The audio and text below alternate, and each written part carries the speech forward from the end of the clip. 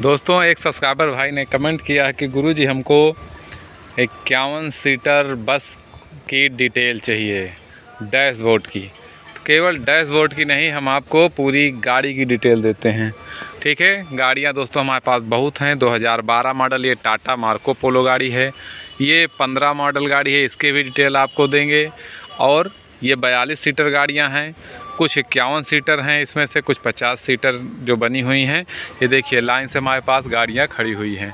तो सारी गाड़ियों की डिटेल आपको मिलेगी, एक एक करके हम देंगे। ठीक है, आप वीडियो में बने रहिए। एक रिक्वेस्ट है दोस्तों, चैनल सब्सक्राइब नहीं किया सब्सक्राइब ज़रूर कर लेंगे, और जो पुराने मित्र हैं एक लाइक कर देंगे। और जो भी सवाल आपको हो कमेंट करिए, उसका वीडियो बना करके हम ज़रूर देंगे। आइए आज हम डिटेल लेते हैं। 2023 मॉडल है ये, 2023 की है। 51 सीटर हमारी आयसर की जो बस बनी हुई है उसकी। देखिए हेडलैम्प सामने है, 2 लाइट इधर 2 लाइट इधर। सामने आयसर क्रोम में लिखा हुआ है, आयसर की बैजिंग पड़ी हुई है। स्कूल बस होती है ये। ठीक है, इसमें देखिए टायर सबसे पहले देखिए कितने के हैं। टायर का साइज़ देखिए, ये भी जानकारी आपको होना ज़रूरी है। ठीक है, 8, 25, 16 के टायर हैं। ठीक है, कितने देखिए 8, 25, 16 का साइज़ है। आगे सिंगल टायर होता है, पीछे डबल टायर लगे होते हैं 8, 25, 16 के। ठीक है, और एक सवाल ये आएगा कि हवा कितनी होनी चाहिए गुरुजी? तो 100 से 110 पॉइंट के बीच में हवा नॉर्मल मानी जाती है। ठीक है, ये देखिए कंडक्टर साइड में फ्यूल टैंक दिया होता है आयसर का। आयसर का फ्यूल टैंक हमेशा कंडक्टर की साइड में दिया होता है, लेफ़्ट हैंड साइड में, है ना। और राइट हैंड साइड में जो होता है यूरिया का टैंक होता है, उसको भी आपको दिखा देते हैं। पहले बाहर से आपको दिखा देते हैं, इसके बाद अंदर से आपको डिटेल देते हैं गाड़ी की। ठीक है, ये देखिए यहाँ पर ये यूरिया का टैंक है ना। देखिए लिखा हुआ है यूरिया टैंक, उसमें फ्यूल टैंक, उसमें डीजल पड़ता है, इसमें यूरिया पड़ती है। ठीक है, ये बगल में बैटरी का बॉक्स बना हुआ है, डिग्गी उग्गी है। ठीक है, ये देखिए है ना। पीछे से आपको दिखाते हैं, ये चढ़ने उतरने के लिए इमरजेंसी गेट होता है। सभी गाड़ियों सभी बसों में पीछे एक इमरजेंसी गेट होता है, जो इमरजेंसी में कभी आगे से गाड़ी लड़ जाए, अगर गेट ब्लॉक हो जाए तो पीछे से उतरने के लिए। और इसका लॉक अंदर से ही होता है, बाहर से नहीं खुल सकता, अंदर से ही खुलता है। ठीक है, ये सारी बसों में होता है। पीछे देखिए कुछ इस तरीके से होती है। ठीक है, इसमें सारी लाइट हैं, back gear light, indicator light, back light, सब कुछ इसमें दिया हुआ है। ये देखिए नीचे स्टेपनी होती है, यहाँ पर नीचे स्टेपनी बनी होती है ना। यहाँ पर एक गोल गोल एक छेद बना हुआ है, तो इसमें डाल करके एक पाना आता है, तो स्टीयरिंग को नीचे और ऊपर किया जाता है ना, इसके लिए होता है।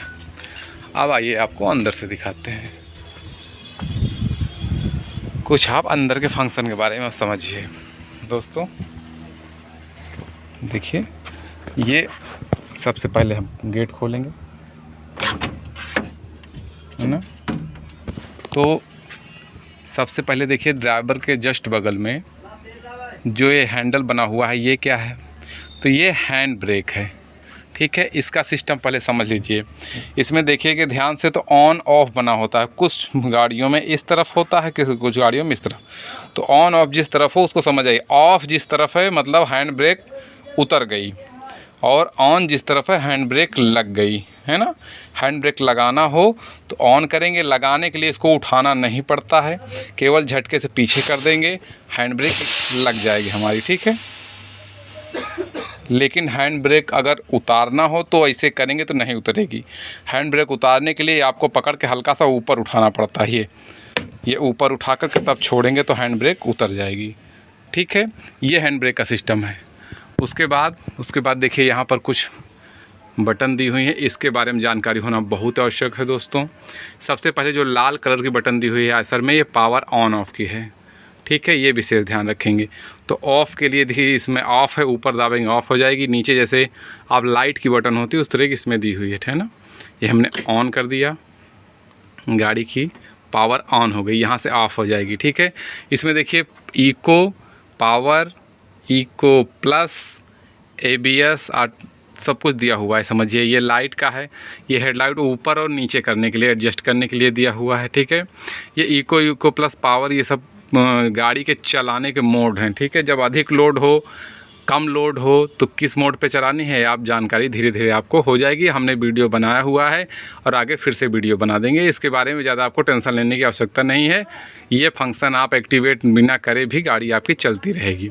इसकी जब ज़रूरत हो अधिक पावर, ये समझ लीजिए कि इको को आपको ज़्यादा ध्यान नहीं देना है। जब आगे से अधिक लोड गाड़ी में हो तो आपको पावर पे चलाना है ना। कहीं एक बार चढ़ाई उढ़ाई बहुत ज़्यादा हो, चढ़ाई उढ़ाई होती नहीं है बस का इंजन, वैसे भी इतना लोड कभी बस में होता ही नहीं है कि सवारी के बैठने से अगर माल वाल जैसे लोड होता है गाड़ी में तब वज़न ज़्यादा बताती है, उस समय हमको इन बटन की आवश्यकता होती है। सवारियों के बैठने पर कहीं भी आप नॉर्मल तरीके से चला सकते हैं। बस का इंजन हैवी होता है, कोई दिक्कत नहीं होनी है, ठीक है। फिलहाल इसके बारे में स्पेशल वीडियो अलग से बना देंगे, इसकी डिटेल देने लगेंगे तो वीडियो बहुत लंबा हो जाएगा, वैसे भी लंबा हो रहा है। ये देखिए सामने ब्रेक, बीच में ब्रेक हमेशा होता है ना। दाहिने पैर से ब्रेक और एक्सीलेटर दोनों इस्तेमाल होता है। ब्रेक जैसे अशोक लीलैंड में दिया हुआ होता है वैसे आज सर देने लगा है अब, ठीक है। और ये बाएं तरफ क्लच दिया हुआ है, ऊपर स्टीयरिंग है, ये लाइट की बटन है, ठीक है। अब आपको ऊपर चढ़ने के बाद बताते हैं। ये अंदर के थोड़ा सा फंक्शन है, ये बगल में देखिए वाइपर की बटन होती है। यहीं पर ये जो है ये हमारी जो 4 लाइट, पार्किंग लाइट जलती है, चारों इंडिकेटर जिसमें जलते हैं, ये लाइट भी यहाँ होती है, ठीक है। जहाँ पर इस तरीके की बटन बनी हो, ये तिकोनी टाइप की निशान बना हो, समझ लीजिए यहाँ पर ये पार्किंग लाइट होती है। ये हमारा जो वाइपर होता है उसकी वाइपर चलाने की, ऑन ऑफ करने की बटन है, ठीक है।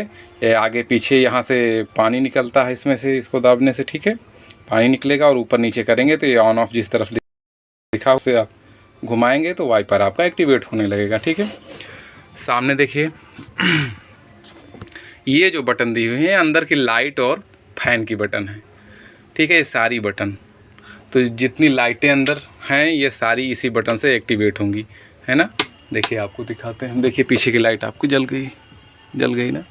ये लाइट हमने ये बटन दबाई, पीछे की लाइट जल गई। इसी तरीके से जो भी जिस लाइट की बटन है उसको दाबेंगे आपकी जलने लगेंगी। अब कुछ हमारे जो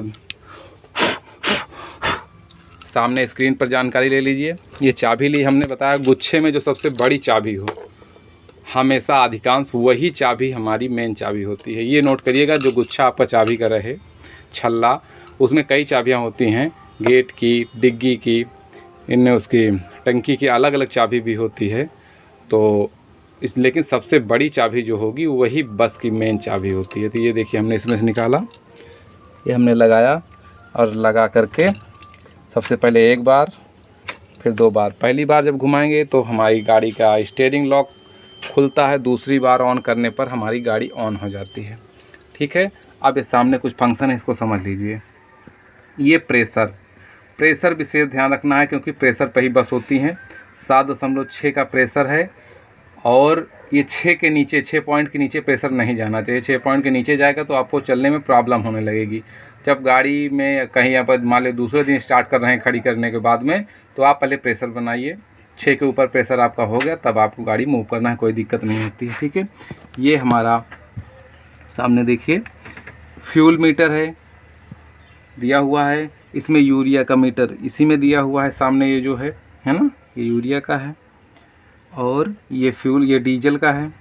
ये स्पीड मीटर है, ये आरपीएम मीटर है, ये टेम्परेचर मीटर है, ठीक है। साथ में डेट और टाइम भी आए सर ने दे रखा है स्क्रीन पर ही, ठीक। ये हुआ स्क्रीन। सामने हमारा देखिए बगल में एक डिग्गी होती है जिसमें रिंच वगैरह, टूल बॉक्स वगैरह रखा होता है, उसी में अपना रख सकते हैं। ये बगल में देखिए थोड़ा सा जो एक डिब्बा टाइप का दिया हो, इसमें कूलेंट डालने का है ना। और यहाँ पर जो डिब्बा होता है ये इसमें हमारा क्लच ऑयल पड़ता ब्रेक ऑयल है लेकिन काम क्लच में करता है, ठीक है। क्योंकि ब्रेक प्रेशर पे होता है, उसमें ऑयल नहीं पड़ता है। ये ऑयल जहाँ डालते हैं ब्रेक ऑयल जो इसमें, वो क्लच में काम करता है। क्लच ऑयल ब्रेक ऑयल एक ही समझिए, इस तरीके से मानिए। अब गियर सिस्टम थोड़ा समझ लीजिए, गियर सिस्टम क्या है। तो इस तरीके से देखिए, पहले अब देखेंगे ऊपर हमारे गियर में क्या लिखा हुआ है। तो इसमें देखिए सब सीधा लिखा हुआ है कि पहला गियर बाएं साइड में नीचे की तरफ करेंगे, फर्स्ट गियर लगेगा। कैसे? सबसे पहले क्लच दाबेंगे, है ना। ये हमने बाएं साइड में लीवर किया, ये लीवर करके पीछे की तरफ किए, 1 नंबर गियर लग गया, ठीक है। 1 नंबर गियर के बाद फिर से बीच में लाइए न्यूट्रल। हर गियर के बाद बीच में न्यूट्रल होता है, बिना न्यूट्रल किए गियर नहीं लगता है। बिना न्यूट्रल के गियर लगाएंगे सही से गियर आपका लग नहीं पाएगा। शुरुआत में नए ड्राइवर यही गलती करते हैं, डायरेक्ट गियर से गियर में लगाने लगते हैं तो आपके गियर लगने में प्रॉब्लम होती है। हर गियर के बाद गाड़ी हल्का सा न्यूट्रल करेंगे तब अगला गियर लेंगे, ठीक है। सही जो उसका जगह है उसी पर गियर अगर सेट होगा तो सही तरीके से लगेगा। धीरे धीरे आपको अनुभव आ जाता है कौन सी गाड़ी में किस जगह पर सही सेटिंग होती है गियर की, ठीक है। तो उसके बाद दूसरा एकदम सामने है ना, तीसरा उसके 2 नंबर के जस्ट पीछे, चौथा दाहिने साइड में लीवर करके ऊपर करेंगे, चौथा गियर। 5वां भी दाहिने साइड में लीवर करके पीछे करेंगे, 5वां गियर लग जाएगा। रिवर्स 1 नंबर के जस्ट सामने दिया हुआ है, 1 नंबर के सामने करके ऊपर करेंगे, ये रिवर्स गियर लग गया। रिवर्स गियर में ये लाइट हमारी जलने लगती है, ये विशेष ध्यान रखिए। और ये इंडिकेटर साउंड करने लगेगा। आयसर की नई बसों में ये फैसिलिटी दी हुई है। अधिकांश बसों में होता है जब बैक गियर लगता है तो हमारा इंडिकेटर डीप आवाज़ करने लगता है, ठीक है। ये अंदर के कुछ फंक्शन थे दोस्तों जो हमने बताया आपको। आशा करते हैं जानकारी आपको अच्छी लगी होगी, समझ में आई होगी। और जो भी जानकारी आपको चाहिए आप कमेंट करेंगे तो उस पर वीडियो बनाकर स्पेशल आपको हम देंगे, ठीक है दोस्तों। मिलते हैं इसी तरह के अगले नॉलेजफुल वीडियो में। एक रिक्वेस्ट है दोस्तों, सब्सक्राइब नहीं किया सब्सक्राइब ज़रूर कर लेंगे और जो पुराने मित्र हैं एक लाइक कर देंगे। अगर आपको लगता है वीडियो किसी के काम का है, किसी भाई के यूजफुल है तो उसके पास शेयर भी कर सकते हैं, ठीक है दोस्तों। जय हिंद, जय भारत।